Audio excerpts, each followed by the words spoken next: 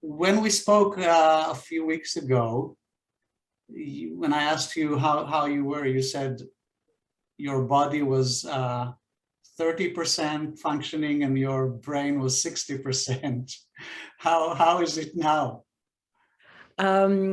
Maybe 35% body, 50% brain. Really? Yeah. It's pretty good for 50%. Impressive. What does it mean? How does it feel? It feels foggy. Everything feels foggy, and I find that we're in lockdown here in Sydney, and the only people we see are the neighbors, and I don't seem to be able to actually kind of keep it together to have a reasonable conversation with them. Firstly, I often don't recognize them, even though I've been living in the same place so there's this kind of lack of dependability. That's what it's dependent. So, I might be doing a crossword and my brain is firing and everything. So I'm going fantastic.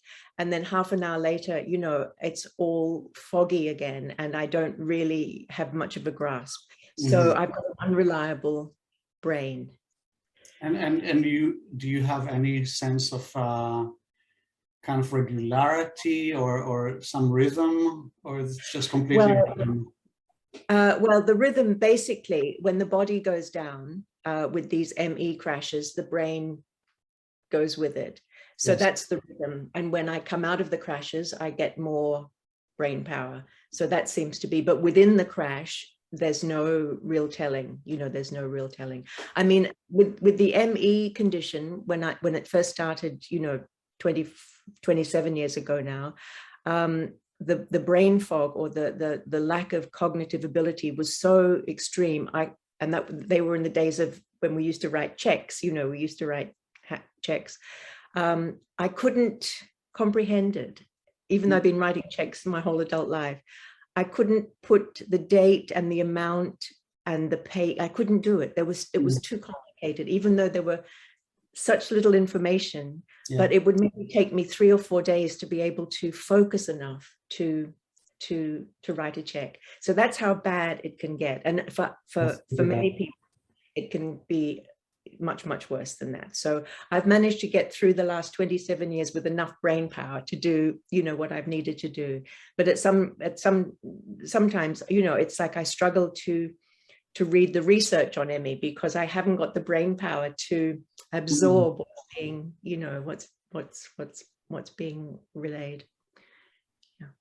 So now, as we're speaking, you seem completely lucid and clear and everything fully functioning. So is there anything in your experience right now that would indicate that something is compromised? It takes a lot of effort. There's an enormous amount of effort that goes into just holding a conversation like this. And I'll probably pay for it tomorrow or the day after. I think in a situation like this, where there's certain expectations and, it's a kind of, we're on air and you're interviewing me. So there's a certain level of adrenaline. And so the adrenaline actually gives me a bit more brain power, but the adrenaline costs a great deal. It's like taking money out of the bank that you don't actually have. So I'll pay for that at some point soon. Yeah. And and this current episode has been like 3-4 months now, right? Yes. Is this the worst you've ever had, or have you had such episodes before? This would be one of the worst, but not the worst. That's not. No, I think this probably took me to the wire more than any other one has. I think this nearly broke me. This one nearly broke me. But I've had ones that have gone on for longer. I've had that have gone on for 6 months, but haven't been quite as severe. I mean, I'm not in the severe phase anymore, or I wouldn't be talking with you. Sure. But the first couple of months were extremely frightening, actually, extremely frightening. So when you say it nearly broke you, what does it mean? Previously, you know, over these decades, I've always had a kind of belief that I would come through the crashes, you know, no matter how bad they were or how long they lasted. I always felt there was enough substance in my body to overcome them. Yeah. And so it didn't really matter how bad things were. I just knew if I hung in there long enough, you know, and did all the right things, that I would come through. And I always came through, you know. So, and I pretty much came through at my baseline level, you know, which Yes. is not fantastic. Even when I'm on the base, my baseline is what other people would probably have as 40 or 50%. But for me, that's fantastic, because it's a life, you know, it's operational. I can work, I can socialize, I can do whatever. So this time, and also I'm getting older, so there's less resilience in the body. Sure. And this time, I went right down very, very, very, very badly. And I stayed down. There was like this unchanging line at a very low level. And I couldn't see the end. I couldn't see that there was going to be any uptick. And I know from, you know, my own studying of the condition, that can easily be the case, that you don't come back, you just stay there, you know, and many people are in that situation. And I thought, is this it? Is this, you know, because at that point I wasn't really able to care for myself. You know, if I managed to have a shower every 3 or 4 days, that's a great achievement. I could barely get food, you know, prepare food.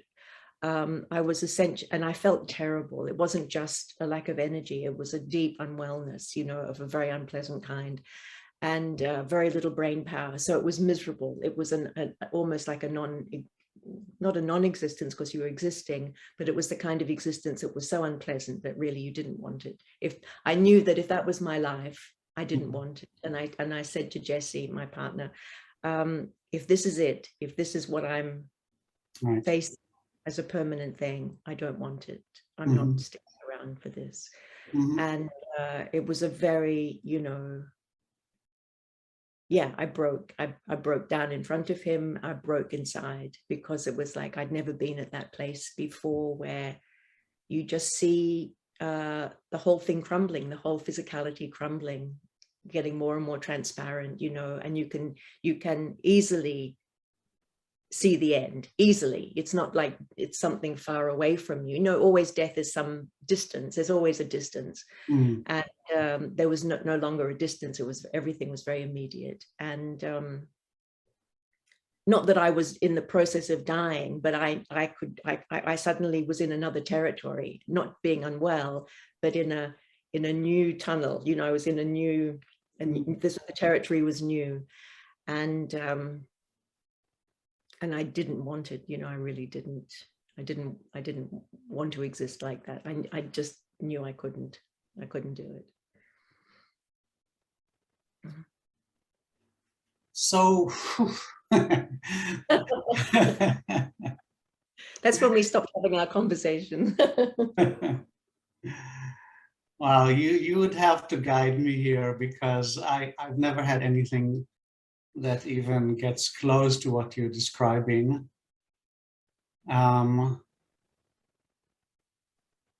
So why don't you kind of try to convey the experience, the actual experience of like some of the worst or critical moments in that whole process? So what, if you can like go into it and share with me what it actually feels like.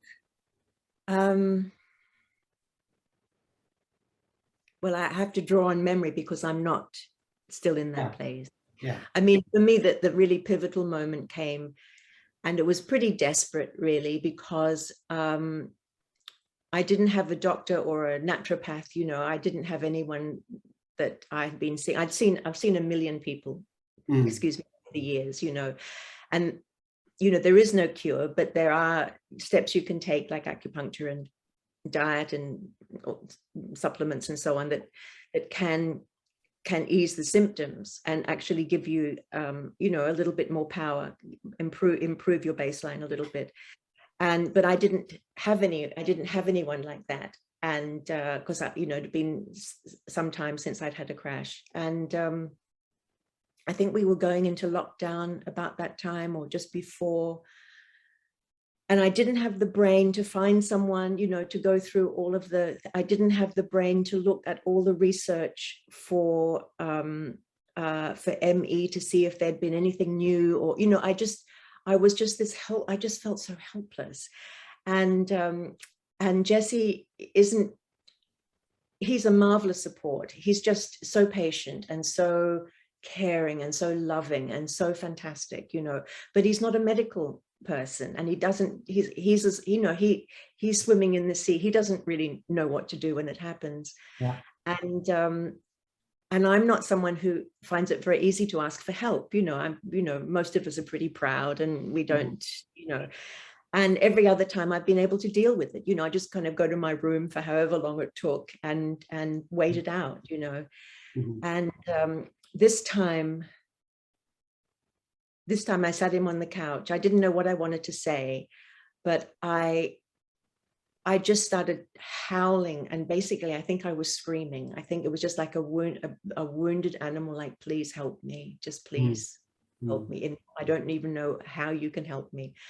And I just howled, I think, for an hour, just in this animal, the animal body, just in pain of its own disintegration. It was, he was terrified. He was absolutely terrified, because I don't think he'd ever seen me break before. He'd never seen me break. And I don't think I'd ever broken like that. I don't think there was ever, I'm pretty resilient emotionally, but this was just having everything taken away, your whole mechanism of life removed. So I don't know if that answers your.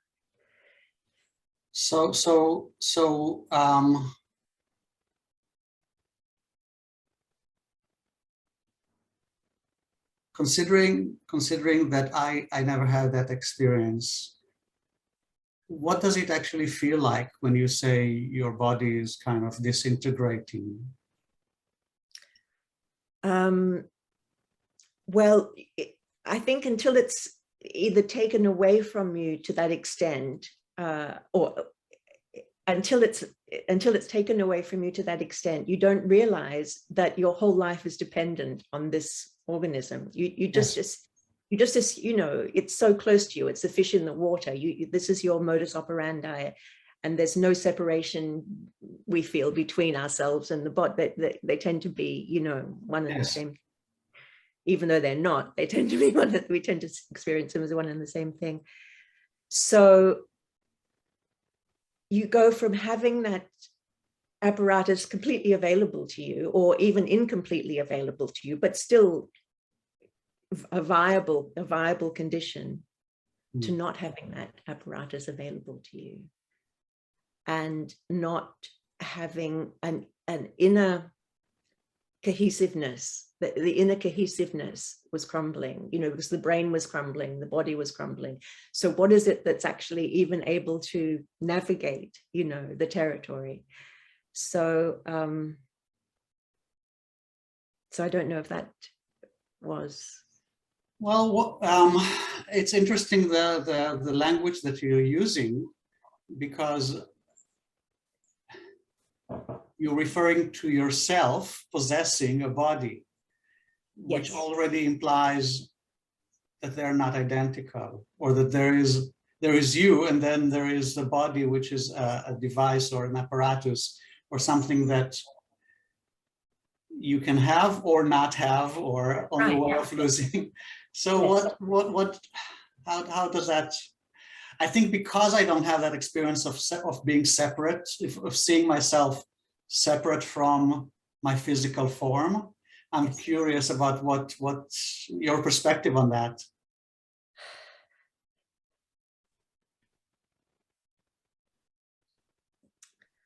I don't know what to say.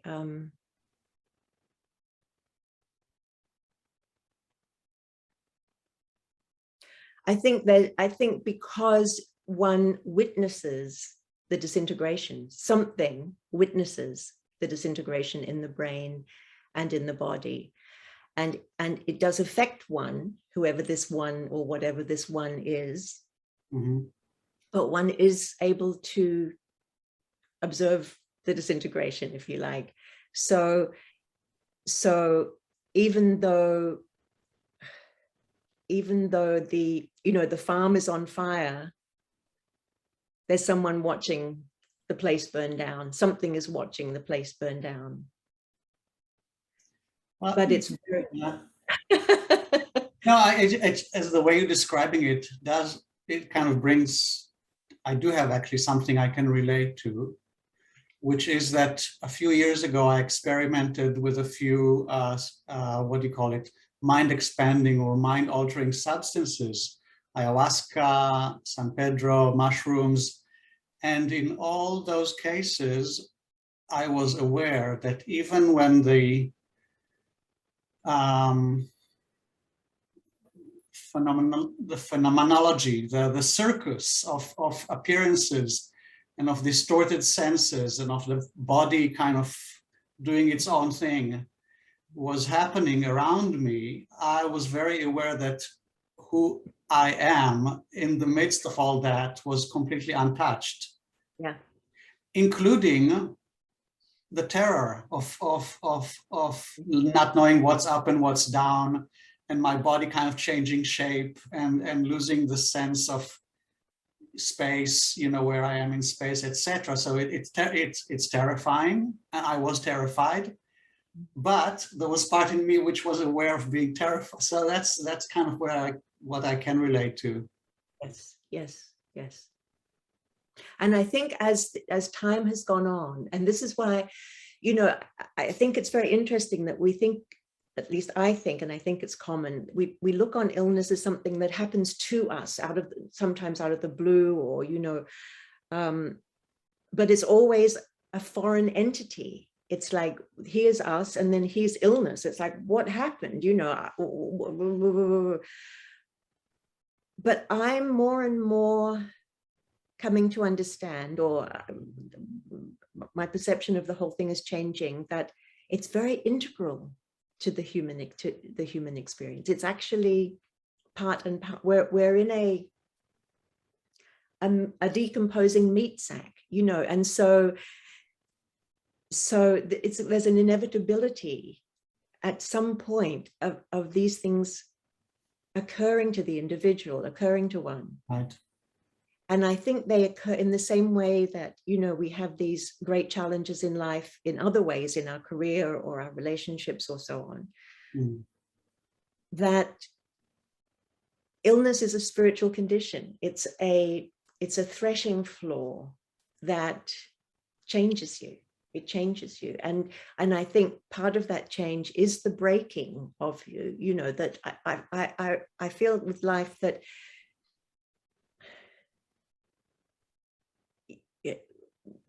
at least in my life, and I think it's true for most of us possibly, that, we get broken down, and the very closed fist of our ego is what needs to be broken down somehow. And I think illness is a part of that spiritual process where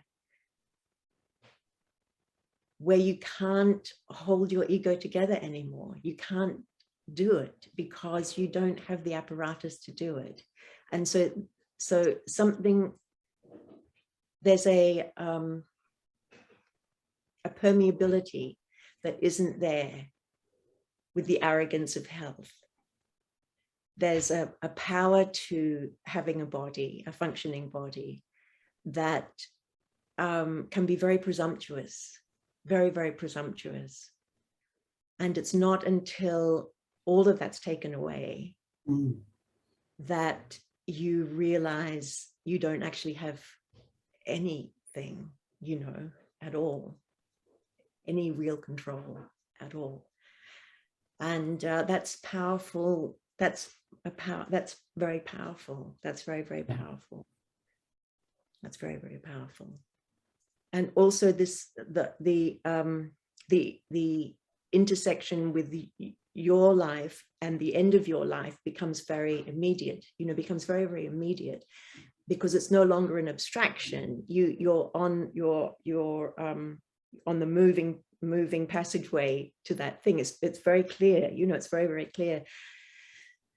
And you don't know when your time is up, but suddenly in your experience is another stage of that moving travelator, you know. So so you're suddenly having to kind of go, oh God, now I'm here, now I understand, oh, what so-and-so went through when they had cancer, or oh, now I see where so-and-so was coming from when they were dying, or what have you, because it's happening maybe not to that extent to you, but you're actually in that category, you know, you're in a different category.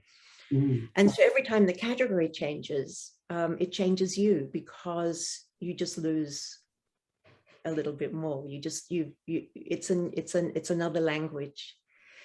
And so what I found really fascinating is the close encounter with death. It was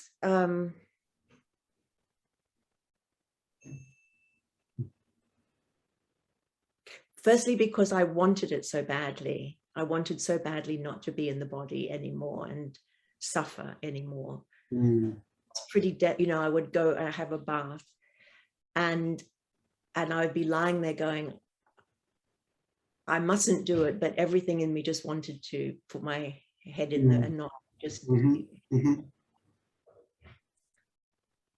and I just thought it'd be so easy just to slip away at this point, you know. And I didn't have any, I wasn't aware of any fear of death, but maybe that's because it wasn't as close as you know, as I wanted it to be. But do you normally have fear of death? No. So it's just a rumor that you heard other people have that. No, I have a great interest in it. I'm extremely, I think, in fact, probably in the last 5 years, I'm at least as interested in death as I am in life. I give it at least as much of my attention as I do. Same. Well, I wouldn't say that I give it as much interest, but I would say that I look forward to it with as much enthusiasm as I look forward to life. Wow. Wow. Wow. I mean, there used to be a time when I actually felt even more attracted to death than to life. Yes. I can't say that anymore, but it's at least equal. That's very interesting. That's very interesting. So that's not new for you. This kind of being attracted to death as much as to life. It's not an attraction. It's not. I mean, at that point when the experience of life was so deeply unpleasant, it was a very attractive option for sure. It was very attractive, but I'm not attracted to it in normal. It's not. No, in normal circumstances. But I am fascinated and intrigued, and I think that again, the thing that illness gives, the gift of illness.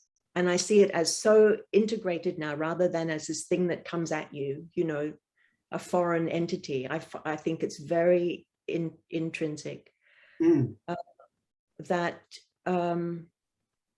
illness gives you a chance to really prepare. So it's a walkthrough. You get to rehearse, you know, the whole process of what it means to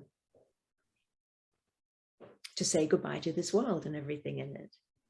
Well, and if you then live for another 20 years or so, then it gives you a chance to incorporate a direct knowing of Yes. death, Yes. and of the disintegration of the body into your life experience in a much more real way. That's exactly right. That's exactly right. That's exactly right. It's kind of like a dual existence, because you've said yes. You've said yes. And so the door, it's not ajar, but you are the door between the two worlds. You literally live in the architrave of that. Right. Yeah. And so it's been very enriching, which is the last thing I expected. It's been tremendously enriching. And I feel something in me has matured because of it. Because when you get pushed to the wall, firstly, to find out that I'm not made of tungsten, that I break, and to realize, I can be broken. And it's a privilege somehow to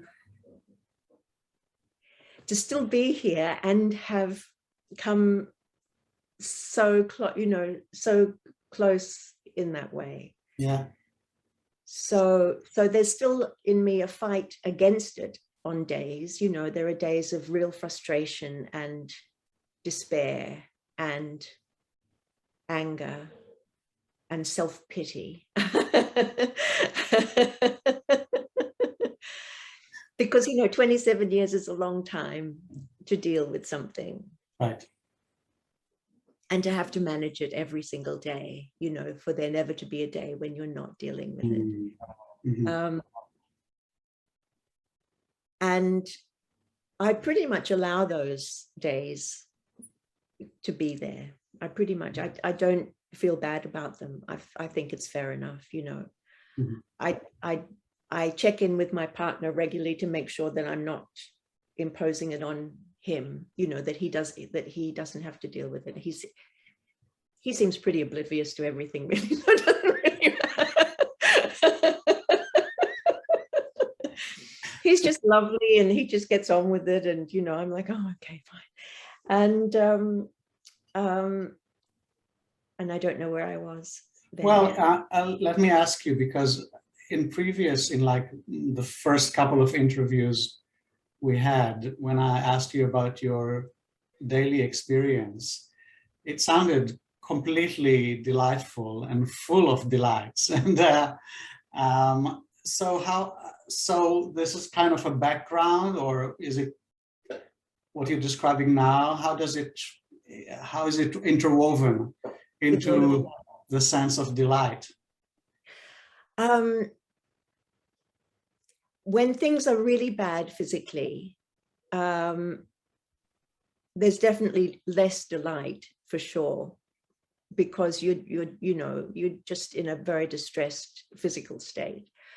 But most of the time, our life together has not changed really at all. We still do all the madcap. You heard at before the video came on.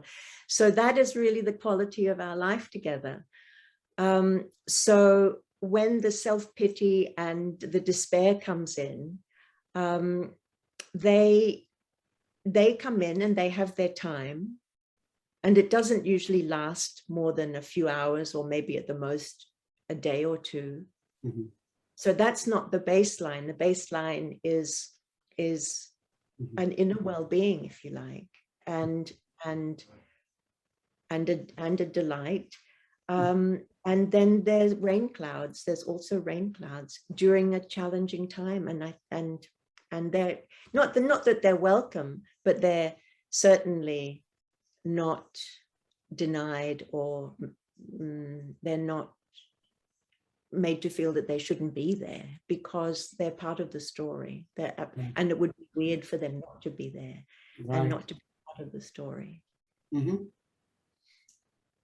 So I have a question that I thought about, which is related to, you told me that about 15 years ago, whenever that was, you made the choice to shift your identity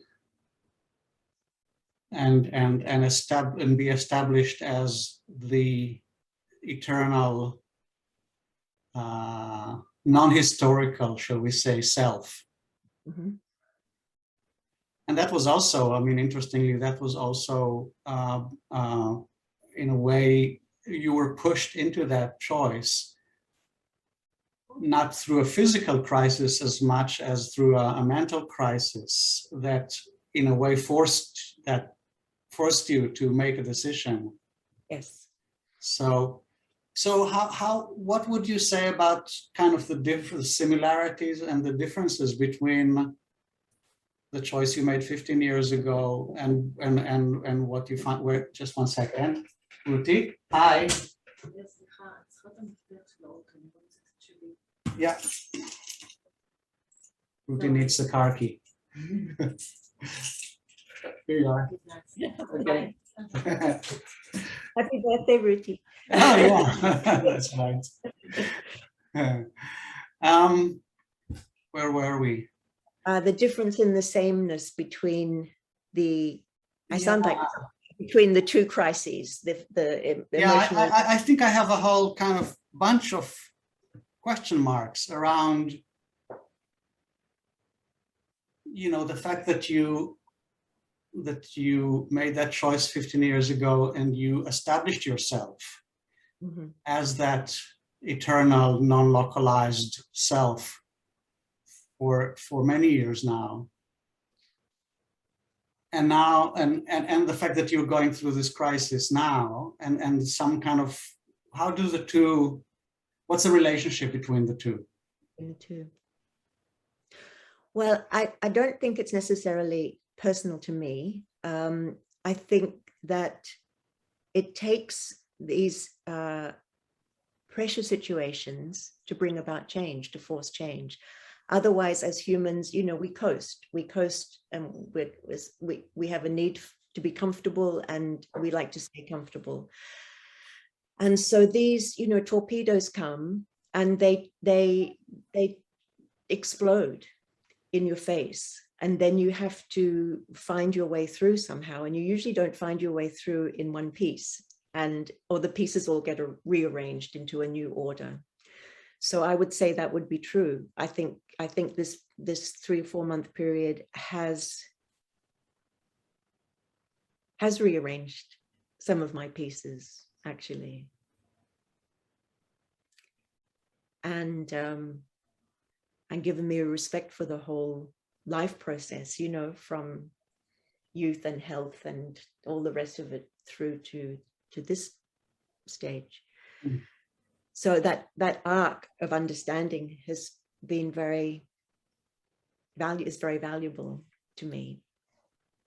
And the same with the crisis many years ago, forced me, because again, as spiritual seekers, we want to be comfortable, we coast, we like to keep the status quo.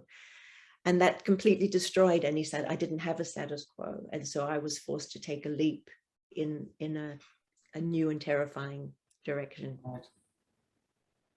Mm-hmm.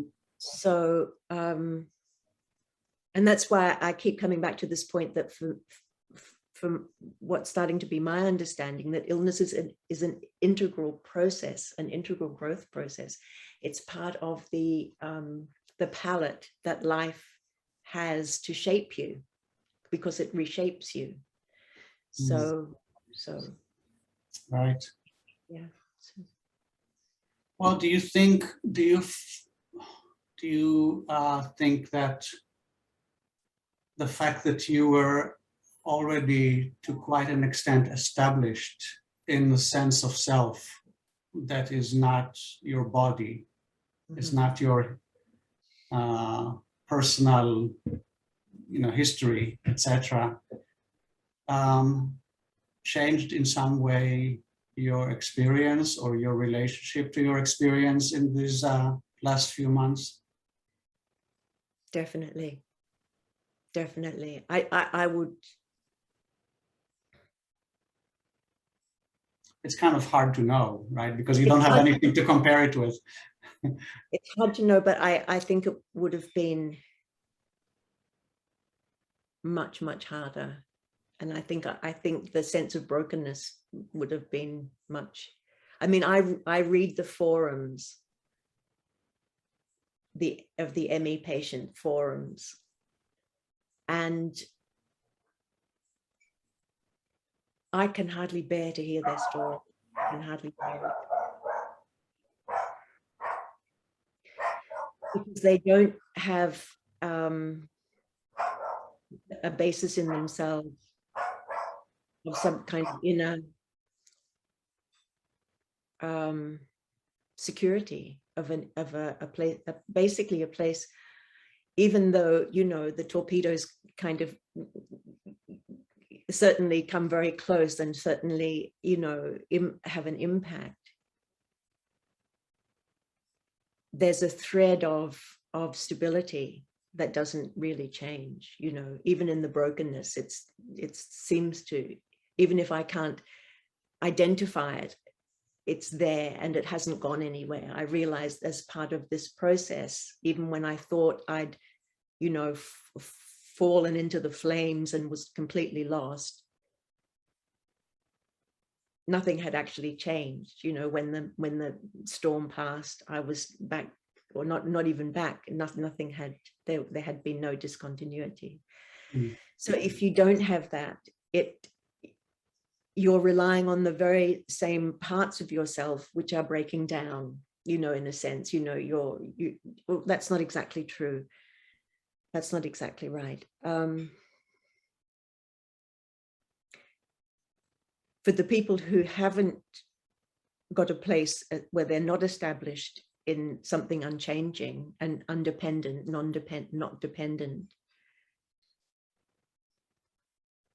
one, I would imagine, have to dig very, very deeply to find the courage and a source of a power outside of the body and the mind. So it would, and if you can't find that, then you're just scrabbling. You would just be scrabbling and desperate, basically. It's a cruel path. Right. Well, it sounds like, from what you just said, that at some points over the last few months, or when you were at the worst moments of the episode, you don't have conscious awareness of that thread, but it's only something you recognize when the storm is over, and then you kind of recognize it. I don't know if we can call it in retrospect, but you recognize something that is beyond anything that happened. All the ups and downs. Is that a good way of saying it? It's a bit like when there's a huge thunder and rainstorm or snowstorm and the whole house is covered over. And then when the storm passes and the snow melts, the house hasn't gone anywhere. It's a bit like that. Right. But is it something that you can refer to while in the midst of the storm, or is it you're completely covered with water? I felt completely covered in those the time I talked to you about. I mean, I think that was really the main afternoon, if you like, or the main few hours when I just felt like I broke, and there was no eternal anything, you know, there was no freedom within that I was aware of, separate from it. There was just the wounded animal, the desperate animal.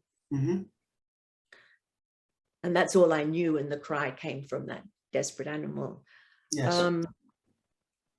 But then as soon as Jesse said, you know, I will help you, I'll do the research, I'll find the answers, and then it was all over. It was like it was over in an instant, actually. And then we were laughing and playing again. So it was extraordinary. It was like to go from this howl, it was like a howl from hell, you know, to, oh, okay, great. And he was like, what's happening here?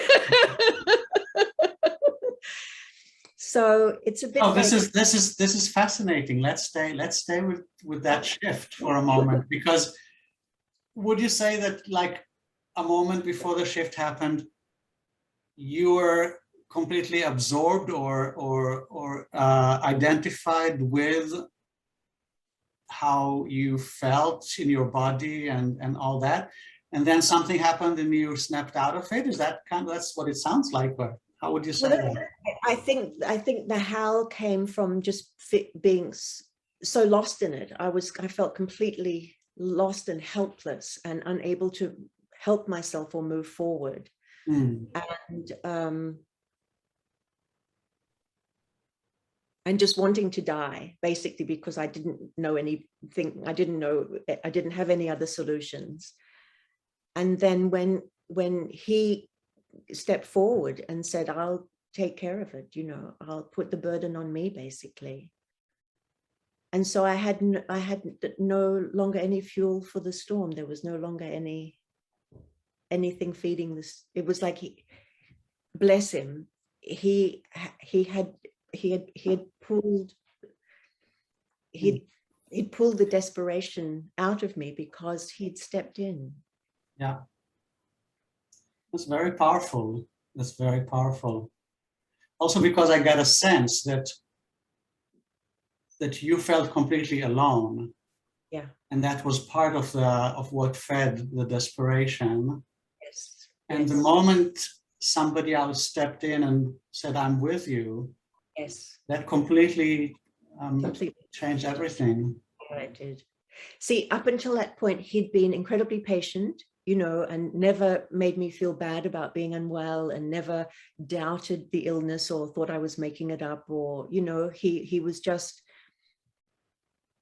kindness itself, really, kindness itself. But from a remove, it was like, oh, well, she needs to rest, I'll let her rest. And that was really his kind of policy, which suited him, because then he could just come in here and do his own thing, So it was really Anne's problem, and she was dealing with it and what have you. So, and also it's a difficult illness to understand, and I knew that he didn't really understand it, but in that moment where he went, okay, I obviously have to do more now. I obviously have to be right.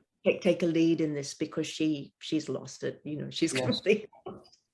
Yes. And that make all the difference. And it wasn't like the storm, the howl from hell had actually damaged anything fundamental within me, because as soon as he did step in like that, there was nothing to repair. No repair was needed or anything. It was like and that's why I saw that it was actually a continuum, even though I wasn't conscious of it, that nothing had actually changed in effect.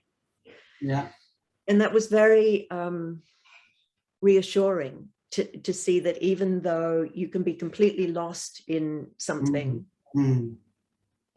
and not recognizing your fundamental being, it's there. It's there, and it's not just.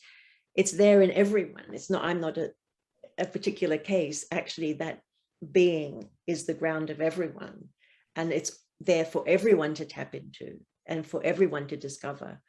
And however you get there, it's a good idea to get there, because that really does uphold you. It really does, protect you in many ways.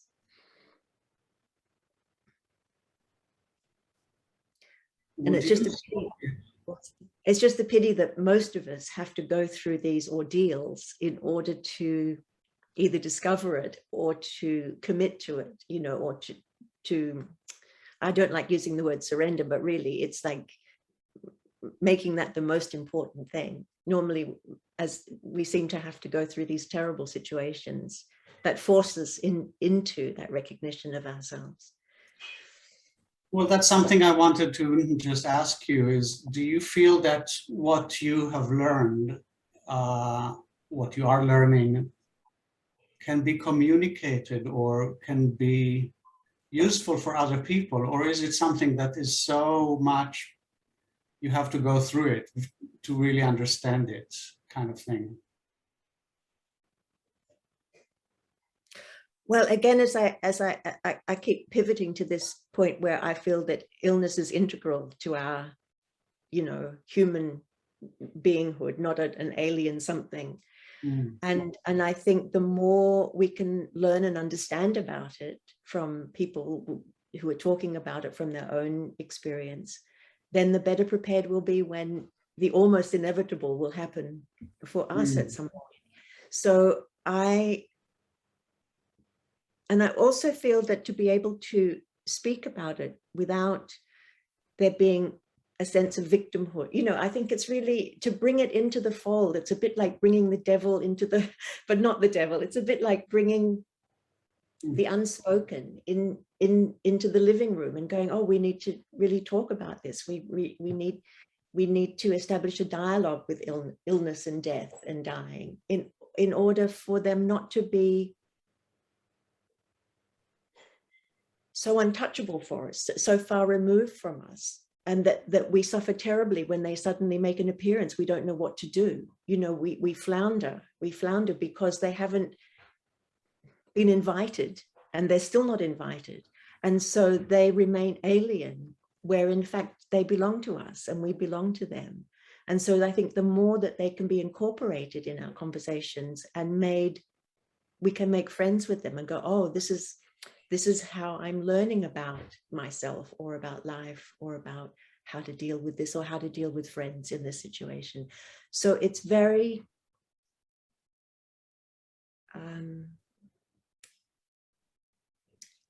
enriching because you're adding more to what it is to be a human being. You're not denying or pushing away that which you don't want to know about. You're bringing it in and you're bringing it closer and you're getting familiar and you're making friends. I'm just realizing, this is quite a reverse perspective on the relationship between spirituality and health or welfare or well-being, or because usually there's a lot that is being written and talked about how spirituality or faith can help you in times of crisis and help you go through, and why people who have some spiritual or religious foundation go through crisis and come out the other end better than people who don't have that.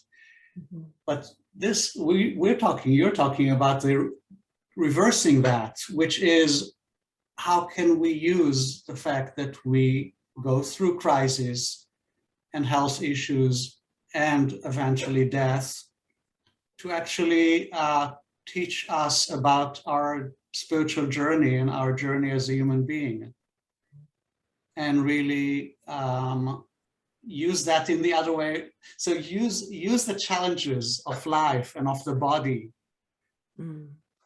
for our spiritual or human journey, which is the opposite direction of how it's usually talked about. So how is it usually talked about? It's talked about, it's good to be spiritual because it will help you go through crisis. So it's really being able to go through crisis is the goal, and spirituality is in service of that. And you're reversing it because for you, the spiritual journey is the goal, and you're like looking at the different crises as enabling another step in that journey. Yeah, I guess, yeah. Am I taking it too far? No, I did have my brain did stop about a minute ago, and so I lost some of what you said. Okay. I'll write it down for you. I'll try and claw my way back.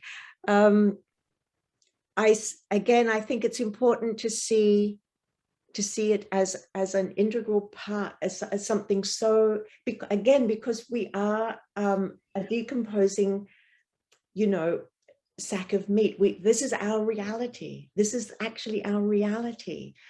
And we treat illness as if it was, some horrible uncle from way out in the, part of the family that no one wants to, have anything to do with. Yes. And so it creates enormous stress, enormous conflict, and enormous fight. And I think the wellness industry has a lot to answer for. They say, oh, you brought it on yourself, or, the cancer's trying to tell you something. And there may be something in that, but what you're basically doing is imposing all these other layers of pressure on the person who's no, I find it horrible. It's horrible. It's actually horrible. Yes. And even though I've done it myself, unfortunately, people are telling you what to do because they're freaked out. They don't want to deal with the potential of them being ill. So they want you to be better, and they're going to make sure you get better, and they're going to make sure you get better the way they think you should get better. And they're imposing another tremendous burden on this fragile being. Just leave people alone, give them your loving support and offer your assistance if they ever need it, but do not impose on them, for heaven's sake. And if they ask for advice, give it, but otherwise shut up and do not psychoanalyze them. It's the rudest, unkindest thing you can do. Maybe when they're well or something, or they're open to it, or what have you, you can explore those things. And there's apparently a body-mind relationship and all the rest of it. So these are all valid points, but there's something very specific going on, and that needs a very caring but delicate handling from the other. So as far as your question about which is back and which is forward and which is backwards, I have no idea. I have no. Okay. Fair enough. That's more my musings. Yeah, you can figure that out. I can do that. Yeah. Wow. Well, thank you, Anne.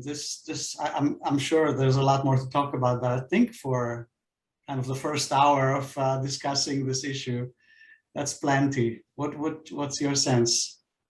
Yes, well, I don't think I've got anything else at the moment to say about it. I think it's a really good. I think you were very, very smart to say these conversations need to happen.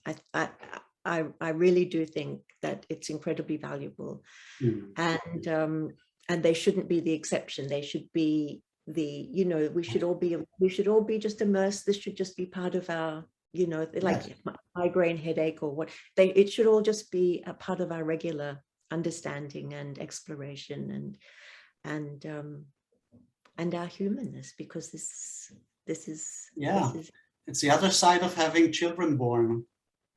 So we should talk about it with the same enthusiasm as we talk about having children born. Yes, indeed. So thank you for opening this whole discussion up, and I hope we can go further with it with other people as well. Yeah.